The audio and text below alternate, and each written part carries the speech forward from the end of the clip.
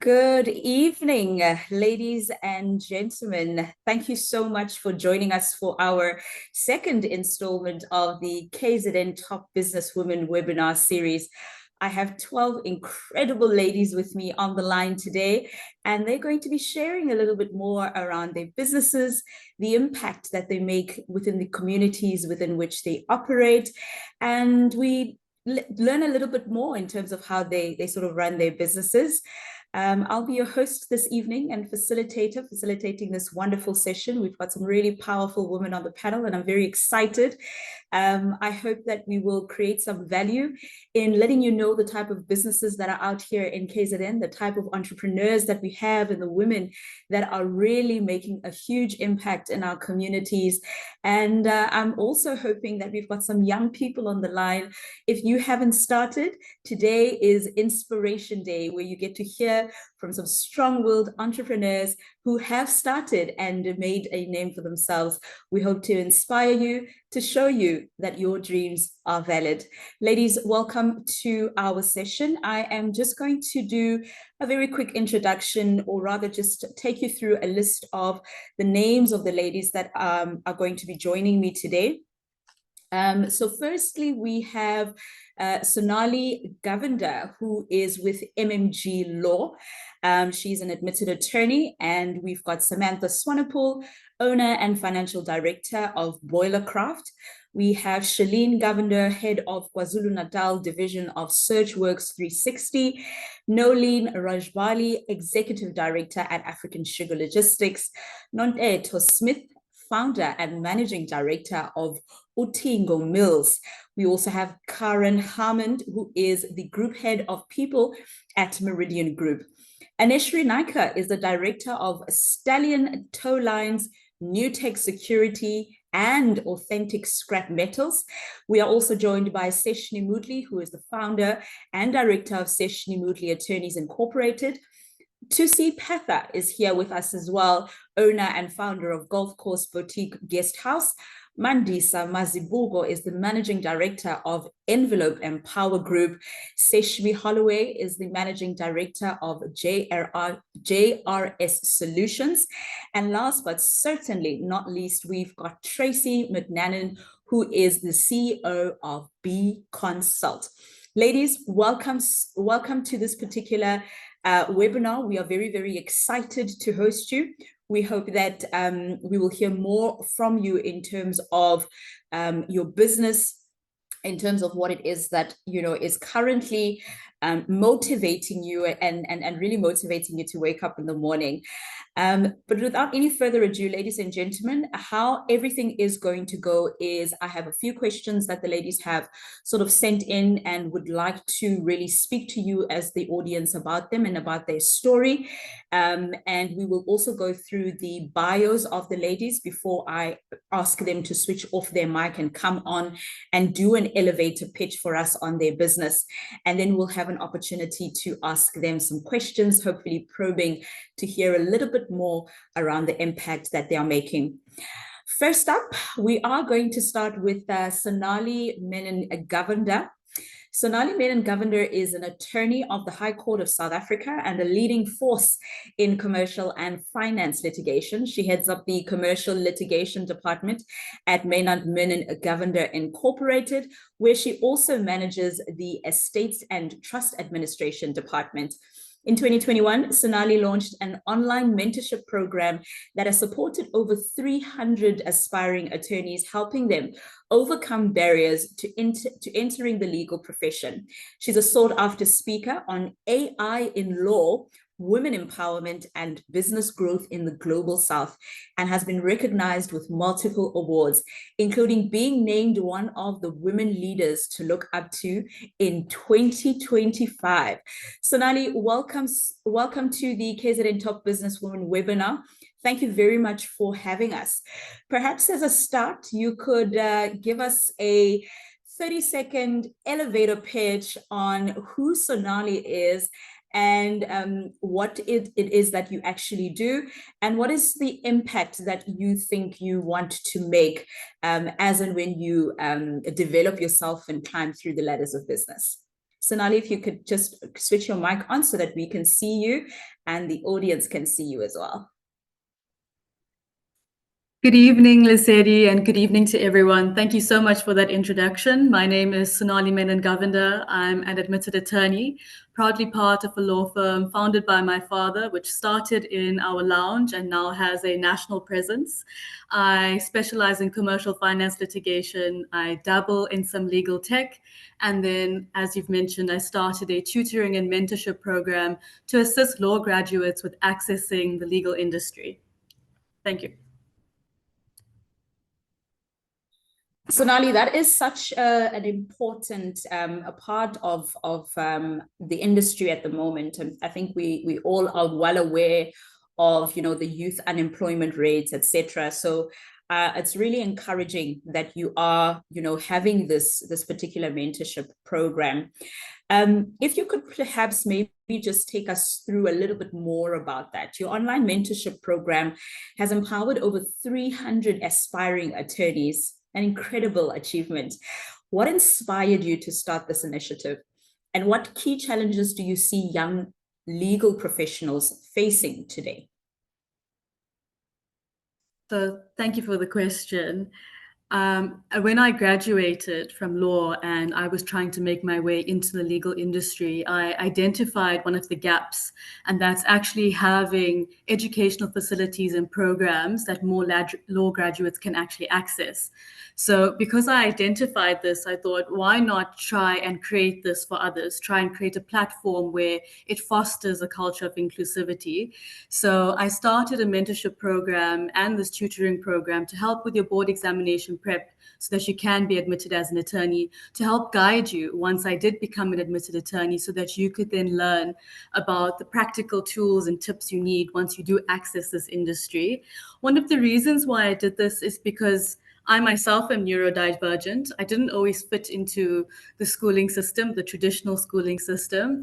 I like to find creative ways to learn, practical ways. As much as I'm a lawyer, I didn't love copious amounts of reading. So I tried to make it inviting, exciting, and inclusive for everybody, to help them join in and be engaging in a conversation, which then assists them with passing their exams, entering this legal space, and so we could continue that conversation together. I think with the youth unemployment rates, like you mentioned, what happens is that there's a lot of fear and reluctance to actually find ways to enter legal industries or any career industry, really, especially when you don't have assistance from those that are already in the space. So I didn't want to be someone that's gatekeeping access. I wanted to try and bridge the gap and find a way to overcome that access divide. And I created a tutoring program, one that would be virtual, because, and I'm sorry, I'm going on a little bit, but what you will find is that often when there is an educational program, it's in a centralized hub, making it difficult for those that aren't necessarily in that centralized space to actually commute to and from the place and actually find the information to get to these facilities. So by managing it virtually, and of course there are some cons to that as well, internet access, having a strong network, but by running it virtually, I can then help others to join in remotely as and when they need to. I record the sessions and I can have a wider reach wherever you are. It's not really limited by a geographical barrier. So that's really what pushed it. And helping those feel educated helps them become more confident, helps their proficiency in understanding law and even navigating the tech space, the digital tech space, so that they feel more confident to ask more questions and help us with driving innovation. That is absolutely fantastic. I'm really hoping that we will get a little bit of time at the end. I might circle back to you because there's a lot of interesting stuff there that you speak about, especially now that we are in, this world that is driven by AI. And it would be very interesting to understand how you see that play out in your legal profession.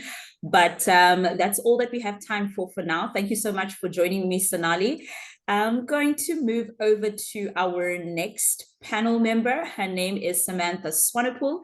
Samantha is the owner and financial director of Boilercraft. Samantha, I'm going to ask that you just switch your mic on and video while I tell the audience members exactly who you are and what impact you have made. Samantha Swanepoel is the owner and financial director of Boilercraft Africa, a KwaZulu Natal based boiler manufacturer and service company with nearly 2 decades of experience in the banking sector. Samantha brings deep expertise in financial strategy, risk management, and strategic planning to the industrial space. Before founding Boilercraft Africa, she held senior roles at F&B, including client portfolio executive and senior deal maker in strategic acquisitions. Known for her people-centered leadership and commitment to operational excellence, Samantha is passionate about building purposeful, resilient businesses that make a lasting impact. Samantha, good evening and welcome to the KZN Top Business Women webinar.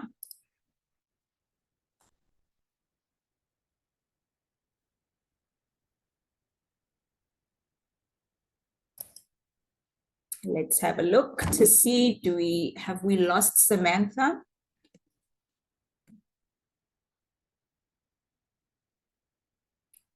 Okay, it looks like we don't have Samantha on the line, so we are going to move over to the next panel member, and hopefully we'll be able to circle back if she is not experiencing technical issues this evening. I think that those are not above any of us at this point.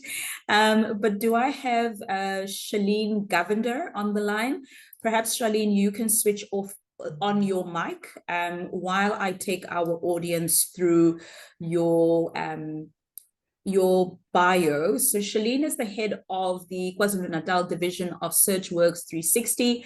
Shaleen Govender, South Africa's leading provider of compliance and data intelligence solutions. She plays a key role in helping businesses enhance transparency, manage risk, and make informed decisions.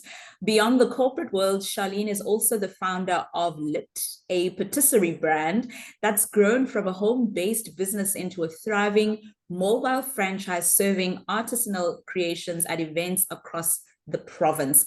Balancing her roles as wife, mother of 2, and chairperson of her children's school governing body, Shaleen leads with empathy, creativity, and a deep commitment to family and community. Shaleen, this is a beautiful bio.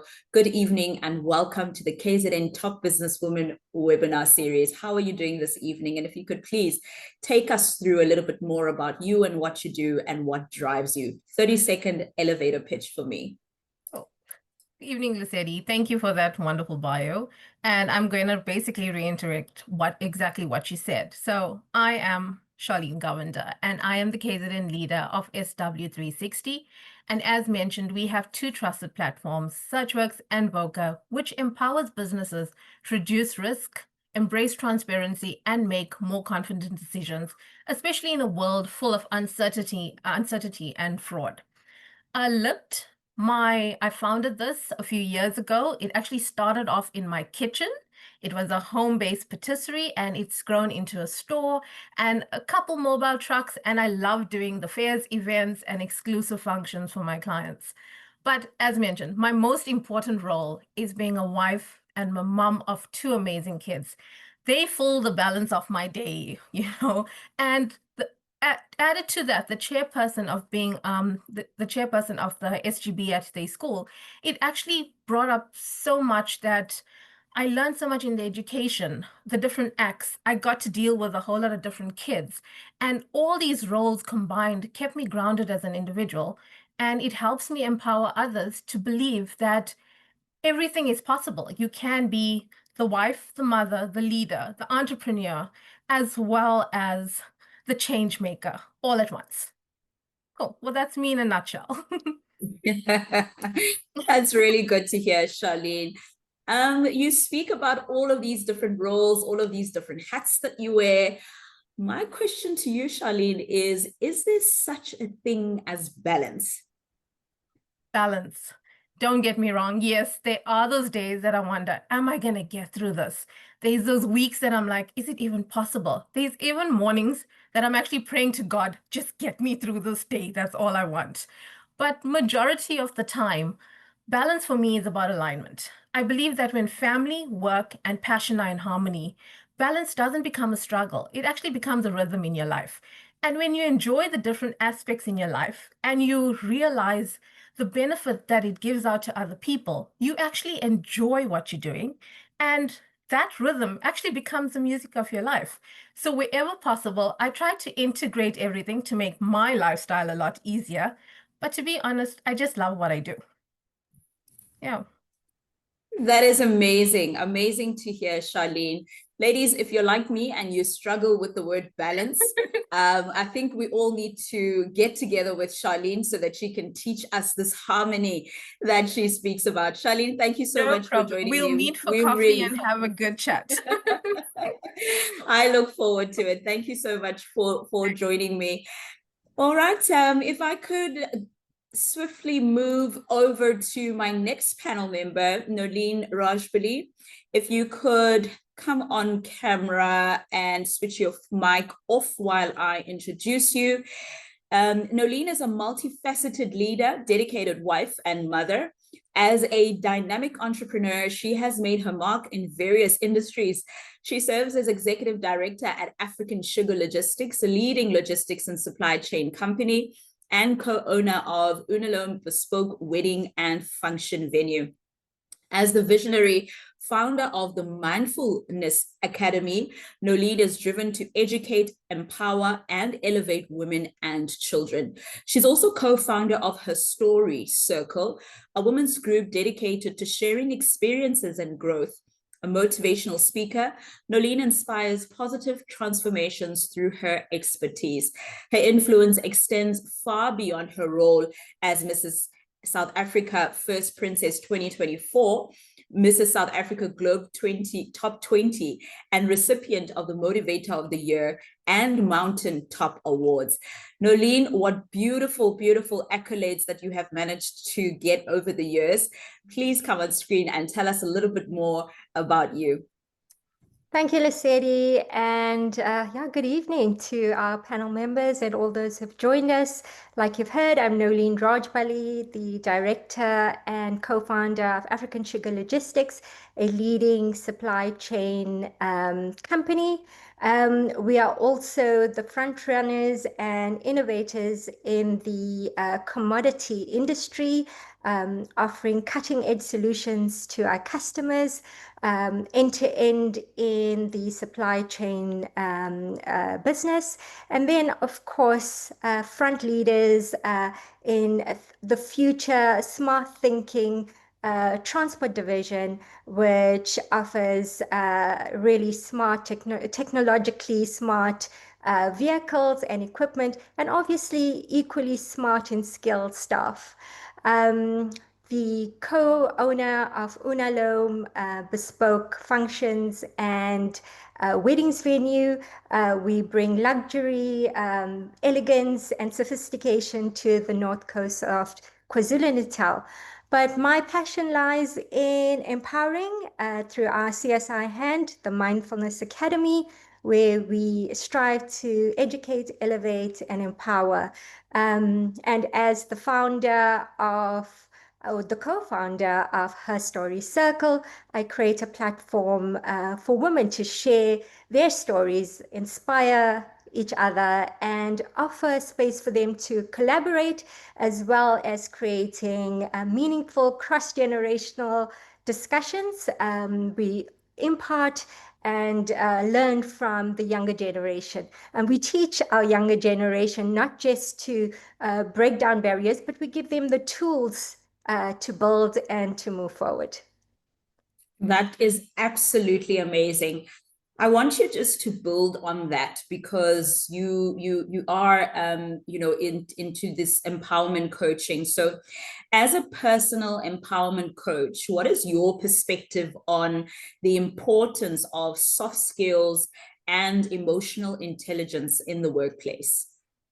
Thank you, Lesedi. That's such a pertinent question, especially in the current climate that we are in, where we're just such overstimulated human beings, and we've gotten used to just and routines and sort of almost operating from a perspective of being an autopilot every day. So introducing soft skills and making it something that is normal in the workplace has many benefits. It helps with creativity. It encourages free thinking. Really, really important when it comes to teamwork, to think out of the box, and also allows your team to be able to manage stress effectively, to be able to express themselves and their emotions effectively. And I also think the big part of it is understanding who we are. We're empathetic human beings, and we all have good days and we all have bad days. And it's important for workplaces. And I know a lot of the companies have created a pause area where your staff at any time of the day, when they feel overwhelmed and when they feel like life is too much and they aren't able to perform at their peak, they just take a few minutes away and just spend those moments to pause, breathe, reflect. And also companies have now created a fun area, to obviously increase creativity in your staff. And emotional intelligence plays such an important role in the growth of any thriving company. Investing in people, investing in their personal development shows the type of company that thinks with who comes alive, who has people who understands values and the mission of your company. And the only time that your team can understand your value and your mission for your company, if you allow them to be themselves and to be able to express themselves empathetically, and also that element of allowing them to be free thinkers. And I also think that, the times of leading from the top is no longer possible. We allow our teams to be able to voice their opinions. We listen, we don't hear, we listen to understand. And that obviously promotes growth and creates an environment where everybody feels included. And at the end of the day, we all want happy people that create this beautiful team and the company that we all sort of aspire to thrive in the different industries that we belong to. That is amazing. Thank you so much for taking us through that. We really do appreciate it. Hopefully, like I said, we can circle back to some of these things because you speak a lot about, soft skills around promoting creativity in the workplace, why, promoting emotional intelligence in the workplace also is very important. So we really do appreciate those insights. Thank you very much for taking us through your profile. I am going to move over to my next panel member. Her name is Nontetho Smith. Nontetho is the founder and managing director of Utingo Mills, a South African milling company known for its nutritious Utingo super maize meal and its commitment to quality and community impact. Her passion for creativity and empowerment also led her to establish Canary Music and Arts, a platform that promotes local artistic talent from painters and actors to musicians, and has recently launched a successful gospel artist, Zephora, The Voice. Beyond business, Nontetho is deeply devoted to social change through her nonprofit Look Up ARC, which raises awareness about drug and alcohol abuse and supports education and rehabilitation initiatives. A true visionary, Nontetho is dedicated to uplifting others and creating opportunities for transformation across business, the arts, and community development. Nontetho, that is a beautiful, beautiful bio. Thank you so much for joining us this evening. Welcome to the KZN Top Business Women webinar series. please come on screen and tell us a little bit more about who Nontetho Smith is. Thank you so much, Lesedi, for that introduction. I'm Nontetho Smith. I grew up, I was born in northern KZN, and where I grew up was in the farms. And my grandparents, both from my dad's and my mother's side, they used to use manual grinding machines to make super maize meal. So later, when I was older, I discovered that there's not a lot of women that are involved in agriculture, and more so in agri-processing. So because I started marketing, that drew my attention, and I started to investigate more about making super maize meal.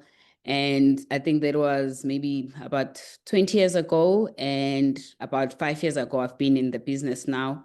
We're distributing in KZN, we in retail shops, we also distribute in Johannesburg, and also we have ambitions to move into other regions and just grow the business.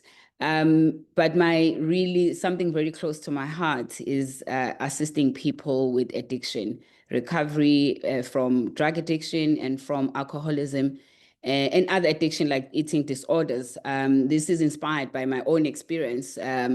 So yeah, I think my journey really talks a lot about me overcoming and pushing through, through the past and into where I am now. So I really love helping others and really seeing a change in people's lives. And also this is really closely linked to why I'm also involved in arts. So I support people, that are artists, and whether in music or acting, to really just get opportunities and also align them in being able to make money in other forms except their talent. Yeah.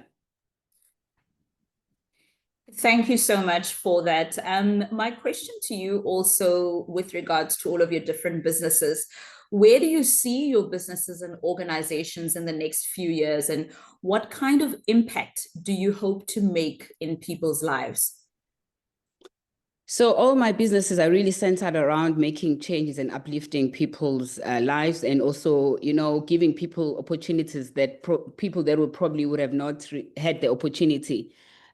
So my focus is really on people at the moment.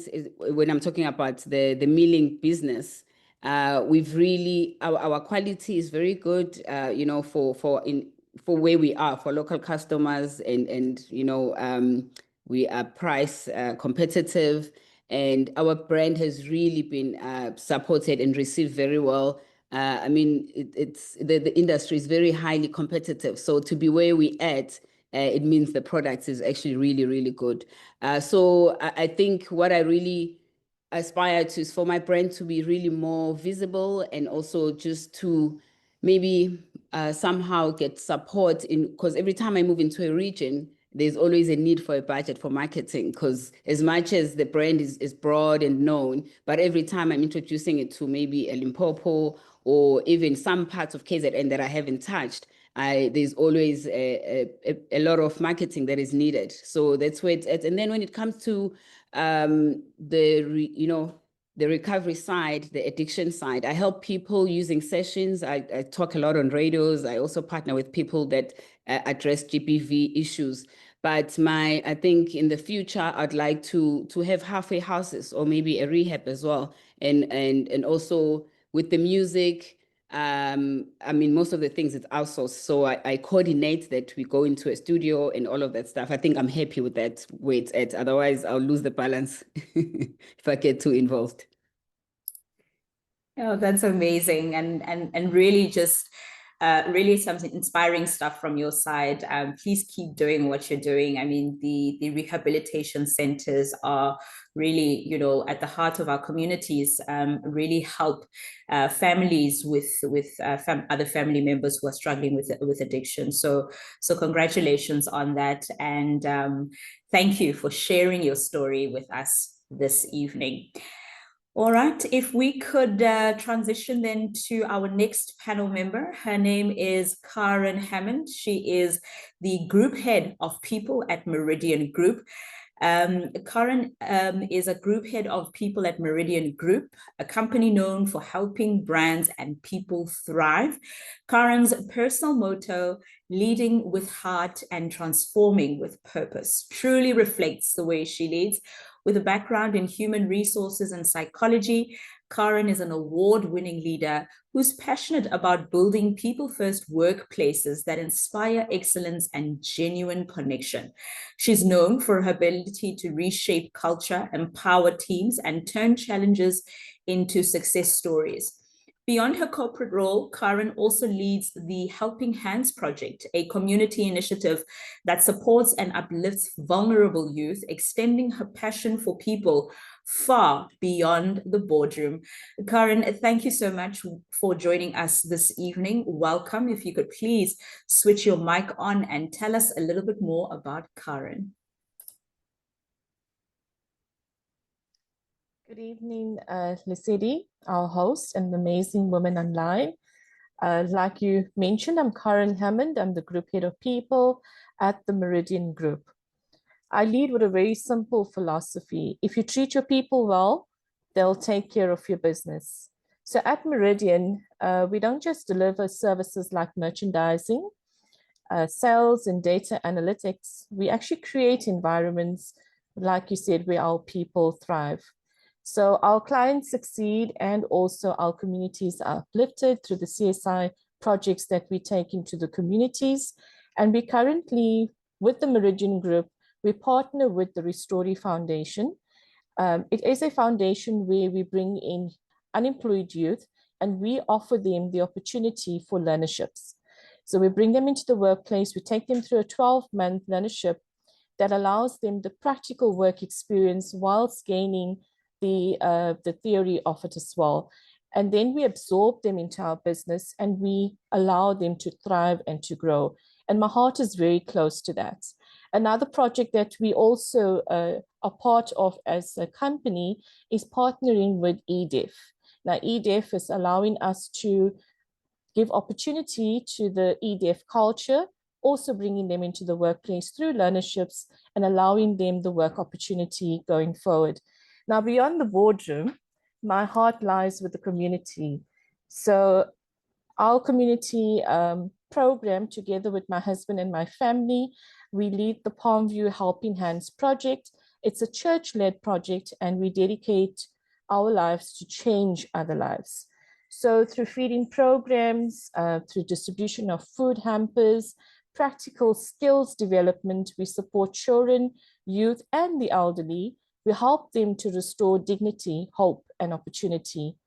But most importantly, we focus on empowering youth, the young people, to become the best versions of themselves and keeping them off the streets with hope filled for a bright future. So my journey has been guided by purpose, by faith, and people, and I'm deeply passionate about empowering others to discover their potential. And that's pretty much me in a nutshell.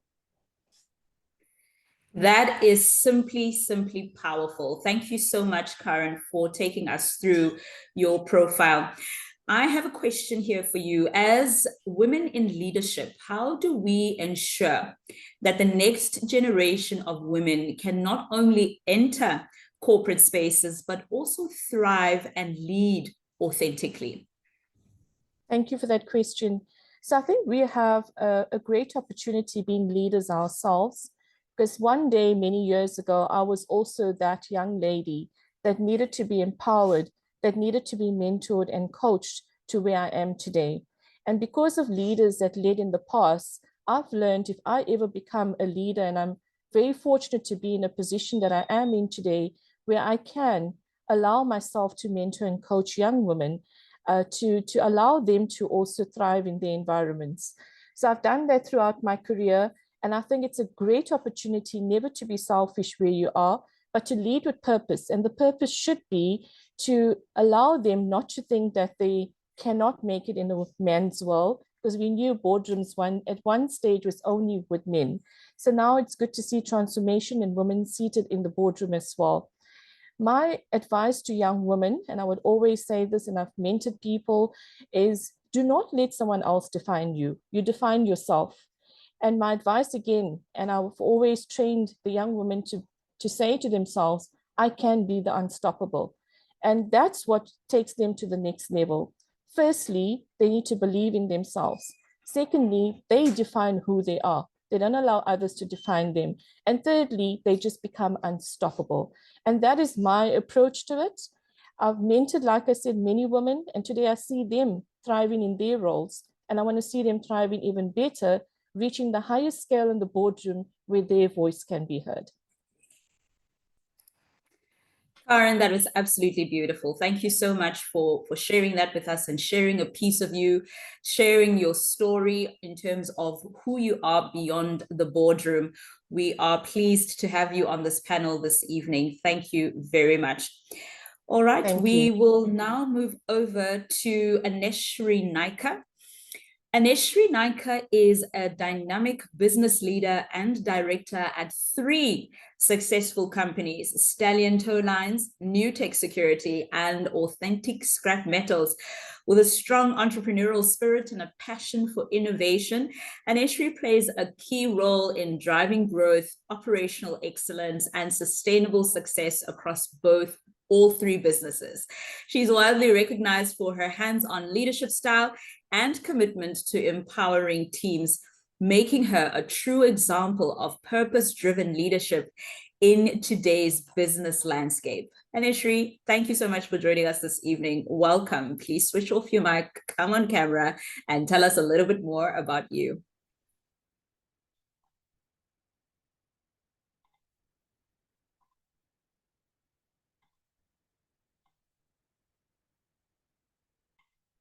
Hi, Lesedi, can you hear me? Yes, we can. Please. Okay. Good evening, ladies. I'm Aneshree Naicker.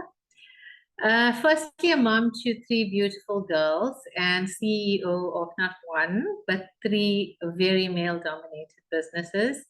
My first business is Stallion Tow Lines. Secondly is New Tech Security. And third is Authentic Scrap Metals.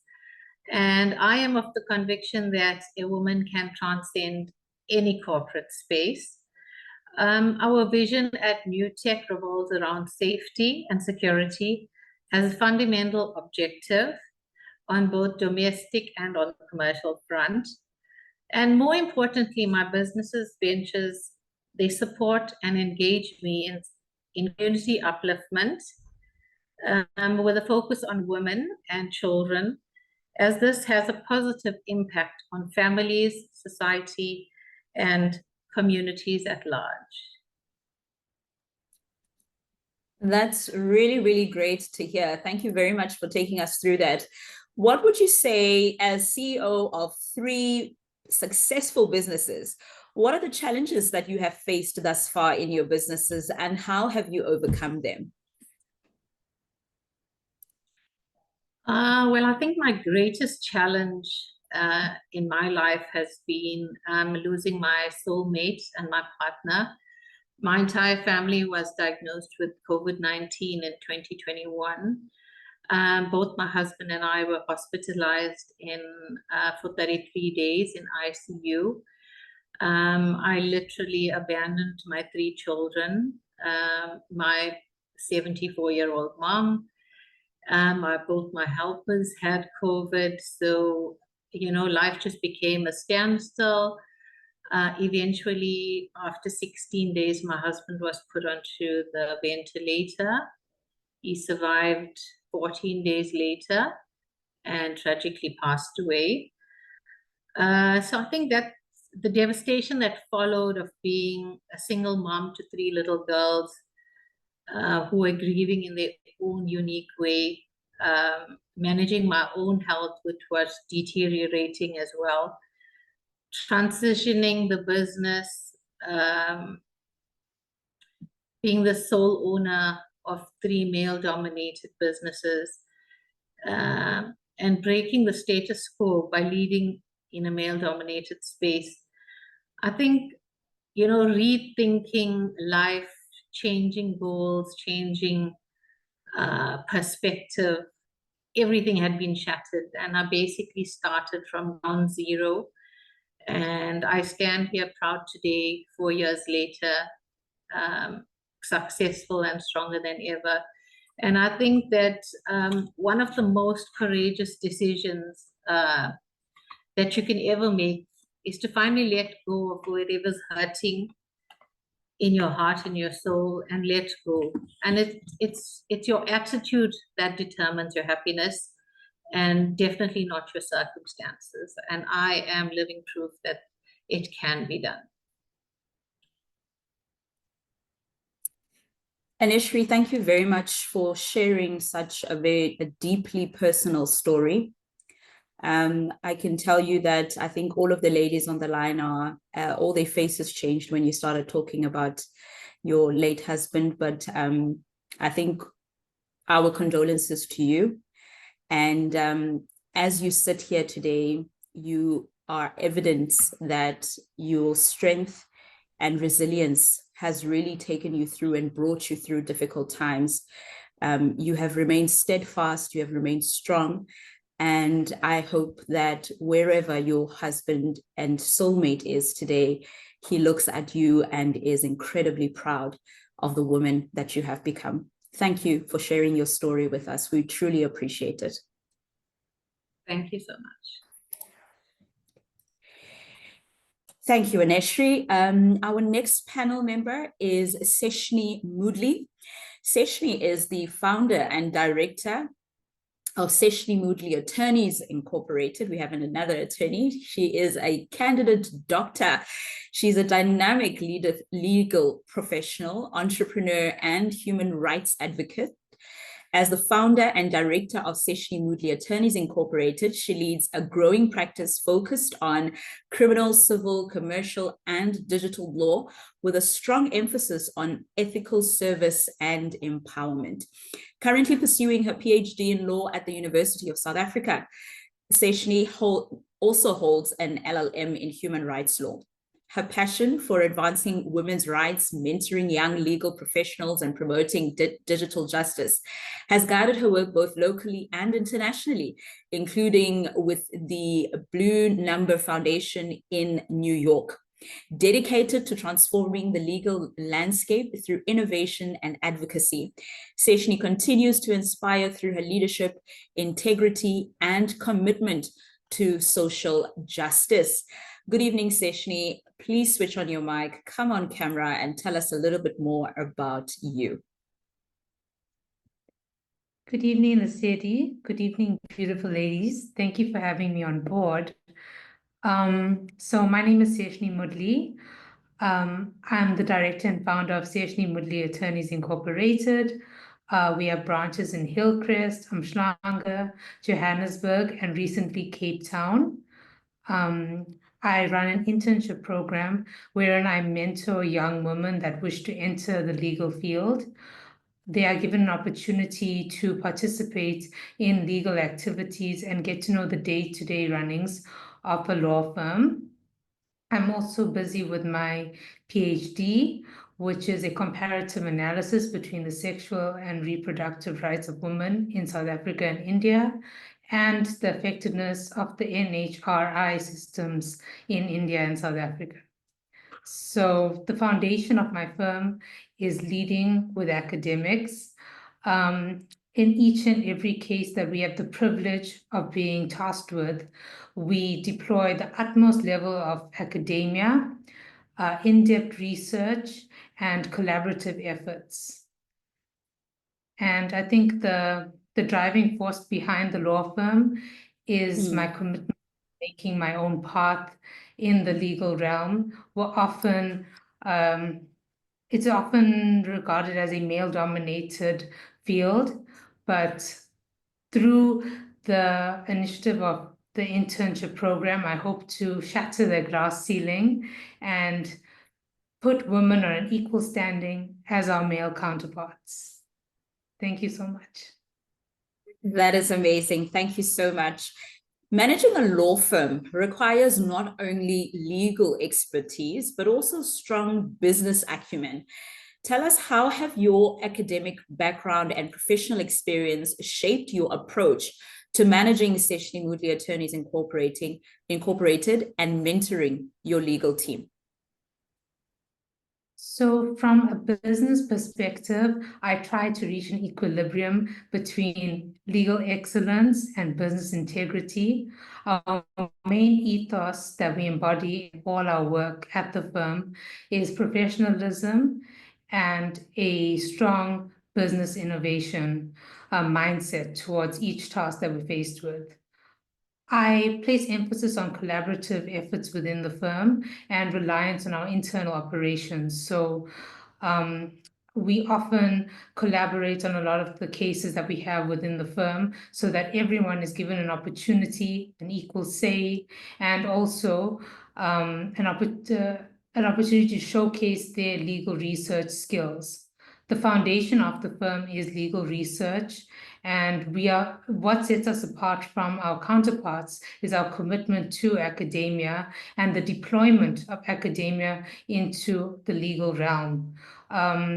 We don't operate solely on legislation and so forth. We often look at international aspects for persuasive authority, and we look at other ways in which the problem can be assessed that stray away from the traditional methods. That is fantastic. Thank you so much for sharing your story with us today, Seshni. We really appreciate having you here. All right, I think we can move to the next panelist. We also have with us Thusie Patha. She is the owner and founder of Golf Course Boutique Guest House, a 4-star graded heaven nestled in the heart of Mount Edgecombe, Durban. With over 4 years of experience in the hospitality industry, Thusie is passionate about delivering exceptional service and creating unforgettable guest experiences. Her commitment to excellence has earned the guest house multiple accolades, including recognition by the Tourism Grading Council of South Africa as a benchmark property showcased at the Travel Indaba, consecutive Booking.com Traveler Review Awards 2023 to 2025 with a 9.2 out of 10 rating, and the 2024 Durban Tourism Business Award in the non-hotel accommodation category. Driven by passion, purpose, and professionalism, Thusie and her team continue to redefine boutique hospitality in KwaZulu Natal, one exceptional guest experience at a time.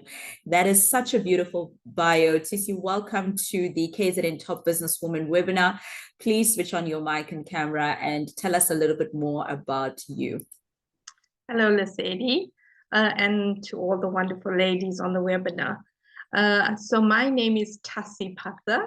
It's pronounced as Thusie. Firstly, please excuse me, Thusie. Fine, I have it all the time. So firstly, I'm a wife and mother to a 14-year-old boy. I'm the owner of Golf Course Boutique Guest House. We are 4-star rated, situated in Mount Edgecombe, within a walking distance to the golf course, hence the name. We provide an array of luxury accommodation for both leisure and business travelers. At the Golf Course Guest House, we believe that hospitality is more than providing a place to stay. It's about creating a warm environment, a welcoming and a memorable experience that feels like home. So, like you said, we are proud that we've earned the Travelers Review Award from Booking.com for 3 consecutive years. And it just reflects our dedication to exceptional service and memorable guest experiences. So being a woman empowered business, I try by all means to employ as much women as I can. I also use women from the community to get my food supplies and resources. So I hope to empower other women in this business as well. That's perfect. And Thusie, if you could perhaps also just tell us, how have you made an impact in your business? So owning a guest house, you're not just running a business, you're creating experiences and memories for your guests. So that is why I'm very hands-on in my guest house. because I have a vision of service excellence. And under my leadership, I give or encourage my staff with high service levels. So our guests receive exceptional care. I lead and I motivate them to create a positive environment to work and to deliver these excellent services. I also oversee the maintenance, upkeep of the property, the cleanliness as well. I also ensure that my staff and I create good relationships with my guests so that they come back to us, and also with positive word of mouth. I get lots of business from that. That is exceptional. Thusie, thank you so much for sharing your story with us. We truly, truly appreciate it. And thank you again for joining us this evening. Thank you. Our next panel member is Mandisa Mazibuko. She is the Managing Director of Envelope Empower Group and a Director of Glenockie, a proudly South African performance sock manufacturer. Her leadership journey is built on resilience, vision, and a deep commitment to empowerment, particularly in creating sustainable, inclusive opportunities for women in the manufacturing and PPE sectors. Born in Balfour, Mpumalanga, and inspired by her grandfather's entrepreneurial spirit and determination, Mandisa has carried those same values with her own career. She holds a bachelor's and honors degree in finance and an MBA in manufacturing from TWIMS in partnership with Gibbs. Through Envelope Empowerment Group, she focuses on supplier development, compliance, and driving transformation in industrial spaces where women have historically been underrepresented. In addition to her role at Glenockie, Mandisa proudly serves as an ambassador for CC, a woman-focused PPE brand where she advocates for safer, more inclusive protective wear for women in the workplace. A devoted wife and mother of two, Mandisa's passion for empowerment, excellence, and purpose continues to inspire those around her and shape the future of the South African industry. Mandisa, good evening. Thank you so much for joining us this evening. Please switch your mic on as well as your camera and come through and give us a 30-second elevator pitch about who Mandisa Mazibuko is. Thank you so much, Lesedi, and good evening, ladies. So, Lesedi, we fundamentally believe that when entrepreneurs thrive, economies grow, communities prosper. Yet we find that so many entrepreneurs struggle, not because they lack vision and drive, but because there are barriers that they still face, be it access to funding, access to markets, and product expertise. That's where we come in. As mentioned, my name is Mandisa Mazibuko. I'm the Managing Director and founder of Envelope Empowerment Group, which is a high-quality manufacturer and distributor of PPE as well as clothing. And fundamentally, our business model is built around empowerment. It's built around nurturing, collaborating, and partnerships. So we work along SMMEs. We equip them with the necessary skills, the necessary tools that will enable them to turn their businesses to scalable engines of the economy. We support them by giving them the necessary skills, and we even extend credit at times just to bridge that gap between a dream and opportunity as well as delivery.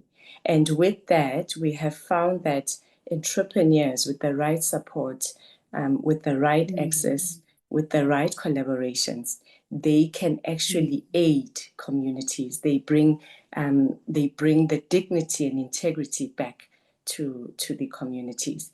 And for us, we see entrepreneurship as not just a business, but it is actually a movement towards inclusion, job creation, alleviating poverty. And the interest really, Lesedi, is centered around women who were previously marginal.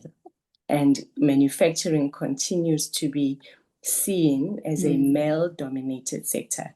So we really want women to come and step up and really empower them with the necessary skills to drive and scale their businesses. That's Envelope Empowerment Group. That is beautiful. And your bio was particularly interesting because it does make reference to your grandfather's entrepreneurial spirit. How do you think that his legacy has shaped the way that you approach leadership and mentorship through Envelope Empowerment Group today? In a very big way, Lesedi. So my grandfather was actually not an educated man.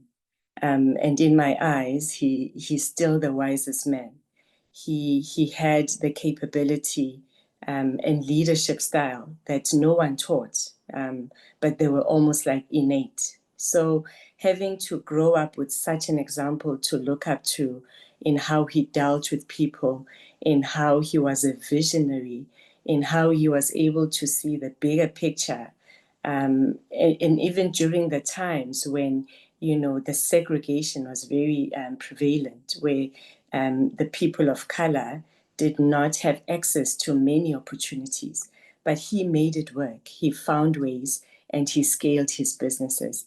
And I've really taken that with me as a young girl growing up. I've really taken that with me. And I think it really did plant a seed of resilience in me.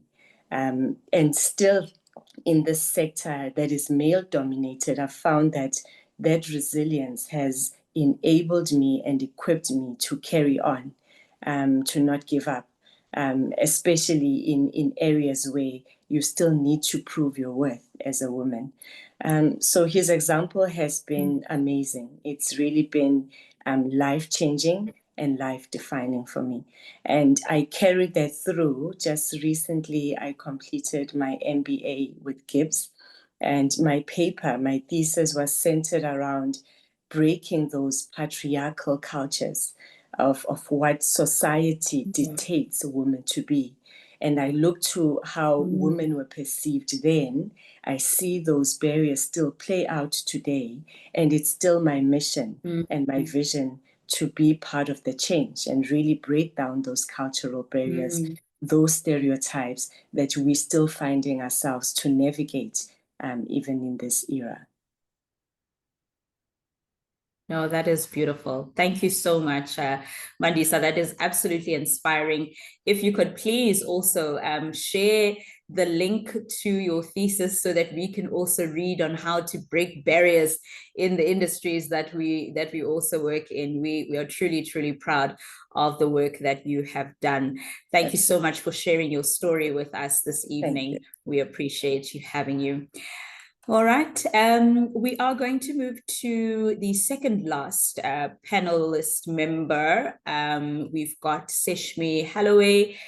Seshni is a visionary entrepreneur and award-winning leader, serving as the managing director of JRS Solutions, a pioneering South African company specializing in ICT security, access control, CCTV, and smart automation systems. Together with her husband, Erwin Holloway, she has co-founded the company in 2008, transforming it from a small homegrown venture into a nationally recognized enterprise celebrated for innovation, integrity, and excellence in the technology and automation sector. Seshni's leadership journey is one of resilience, faith, and determination. In a traditionally male-dominated industry, she has earned respect for her courage, discipline, and forward-thinking approach. Through innovation and strategic partnerships, she has steered JRS Solutions through South Africa's ever-evolving economic and technological landscape, turning challenges into opportunities for growth. Today, under her guidance, JRS Solutions stands as a trusted ISO certified organization with an impressive 94% increase in turnover since 2019, a success Seshme attributes to a strong governance, loyal clients, and an unwavering commitment to excellence. Seshme, please, if you could switch on your mic and come on camera and really tell us a little bit more about JRS Solutions. If you could give us a 30-second elevator pitch and you had someone that wants to do business with you in the room, or you had an investor in the room, what would you say JRS Solutions is about, and who is the lady that runs this dynamic company? Thank you, Lesedi, and good evening to all the panelists here. What an amazing evening it has been, and everyone has been so inspiring, and I'm so inspired tonight. Well, JRS Solutions is an electronics company providing high-tech electronic access control and security solutions to the industrial and commercial organizations like Transnet, ABSA, Standard Bank, and Life Healthcare. We've been operating for the past 15 years. We also specialize in port automation solutions, where we maintain the Port of Durban and the Port of Quebec, representing an international company. Most recently, we've become an insurance service provider for major insurance companies as we assess claims, and part of our portfolio is ABSA Bank, Standard Bank, Old Mutual. We are a solutions-oriented company, and we are a purpose-driven business. Thank you. That is absolutely excellent. Thank you so much for that elevator pitch. Seshme, if you could maybe just take me through, where do you see JRS Solutions grow and the strategy plans for the next decade? What is your vision? What are you seeing in the next 10 years for JRS? Very excited about the future of JRS Solutions. I see us moving internationally and into Africa. Our vision for the next few years is to go into our African ports. And as we are currently representing an international company, I see us becoming a global company, having a global impact. Also, I see us moving from project-based management and moving from project-based work to innovative-led solutions. Also creating innovation and becoming globally recognized to export products. That is amazing. We are looking forward to seeing JRS Solutions in Africa and in other markets in Europe and Asia. Over the next decade. We're very excited to see what you're going to be building. Thank you so much once again for joining us this evening. And we really look forward to what you are going to build for the future. Ladies and gents, this is Tracey Mclennan. She is the last panel member, certainly not the least. She describes herself as a South African entrepreneur and strategist with over 2 decades of experience in business training and transformation. As founder and CEO of B Consult, Lookup SA, and Right Side Media, she has built an ecosystem that drives accredited skills development, social impact, as well as digital innovation. Her work focuses on empowering individuals through training while supporting organizations to achieve transformation goals and future-proof their workforce. Through these ventures, more than 800 learners are trained annually, bridging the gap between education, technology, and economic opportunity. Ladies and gentlemen, welcome Tracey Mclennan, CEO of B Consult. Tracey, please switch on your camera and your microphone and tell us a little bit more about B Consult, Lookup SA, and Right Side Media. I don't know if you can do that in 30 seconds.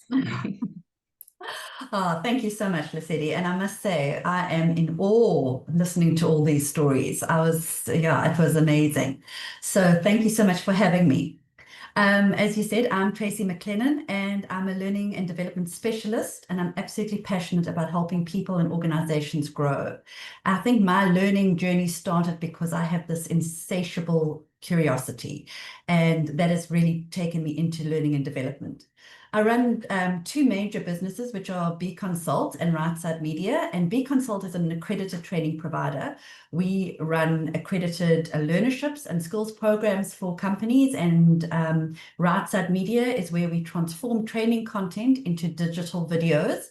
My focus is on making learning accessible, relevant, and measurable, so that training truly delivers business performance. Thank you.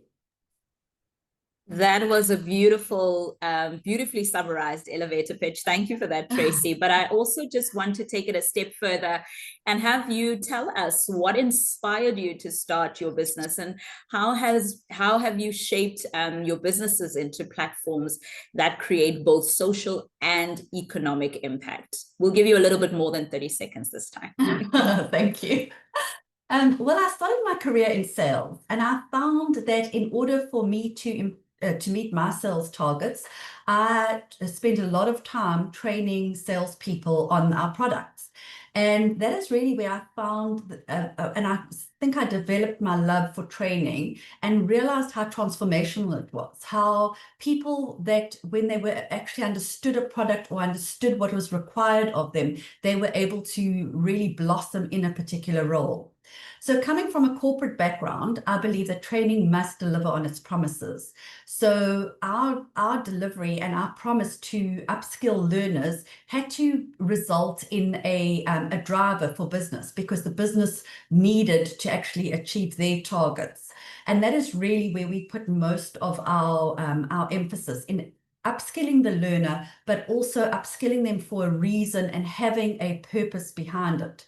So we focus on accredited training, and in South Africa, accredited training means learnerships and skills development and skills programs. And one of the great benefits of that is that companies get so much assistance from government in order when they run learnerships, so they get amazing tax concessions, etc. So we are able to implement that training, but at the same time assist businesses with the cost of it by them being able to get the tax concessions, etc. So one of the major things is that we focus on the career pathways for an employee, which will lead to promotional opportunities or to their own personal growth. And in recent times, we also partner with companies that want to upskill unemployed people. So they want to create transformation, and they sponsor unemployed people on learnerships and skills programs. And that is really where our passion lies, because we're able to work with people, with the youth. A lot of your ladies were speaking about impacting on youth, and we also work with people with disabilities a lot. So bringing people into a workforce, giving people the ability to get jobs, and that all leads to increasing dignity for people. And also one person that is employed is able to benefit and have so much impact on a far greater group. I think it's one person that is almost supporting 10 people now.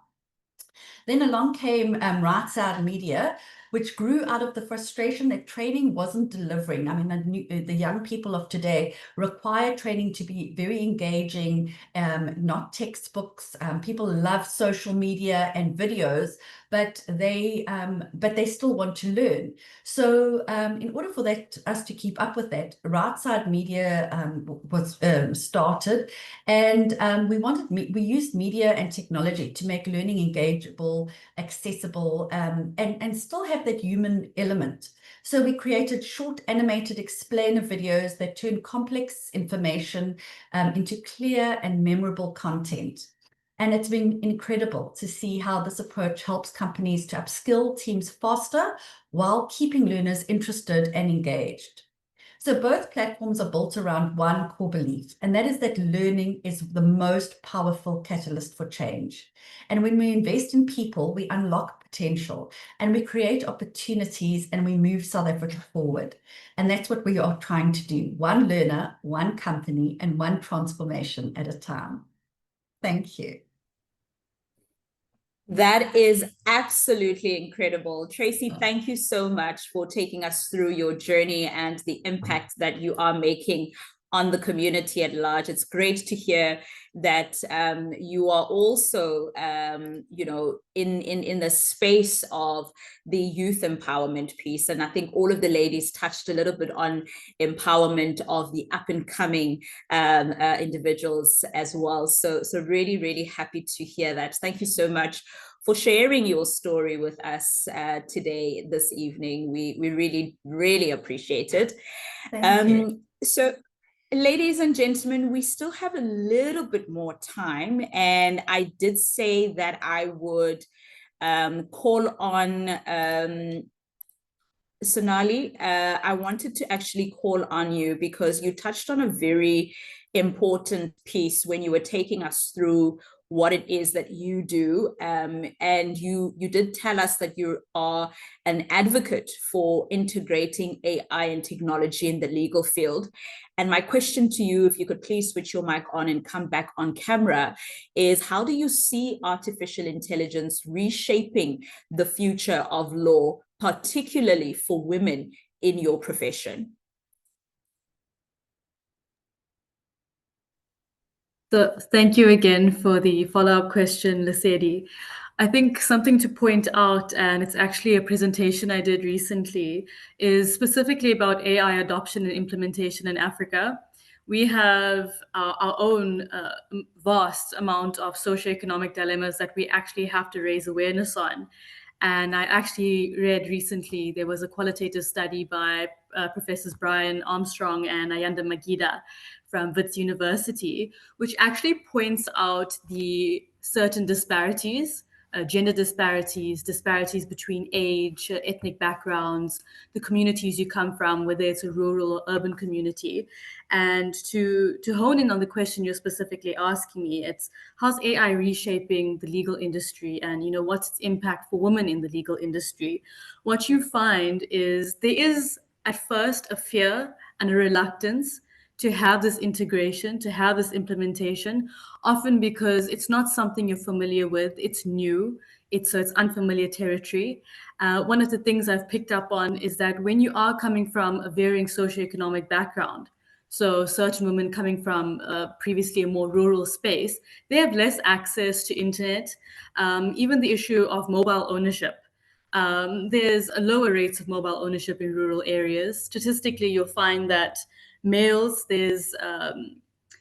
you'll find more males are moving into urbanized areas, into workplaces, which gives them more access to information, more time, more ability to ask questions, to look into research, so they can also optimize usage. And you find women in this space now, they start to lag behind.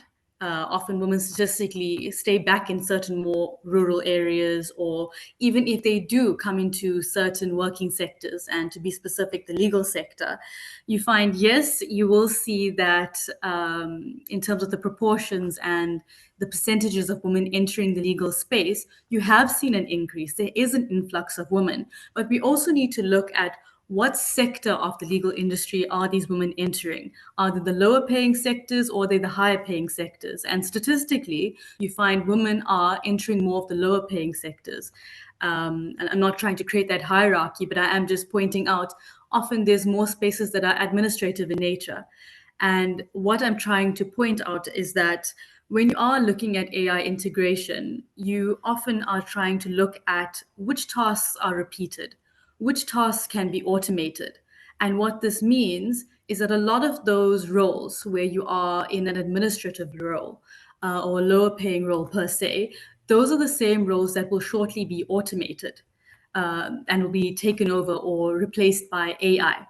So there is that fear about job displacement. But if I make it personal, in our working space, what I've found is that when we are able to automate certain tasks that staff are typically finding their days shrouded in, they then move on from these repeated tasks over to more functions in the office that require cognitive abilities.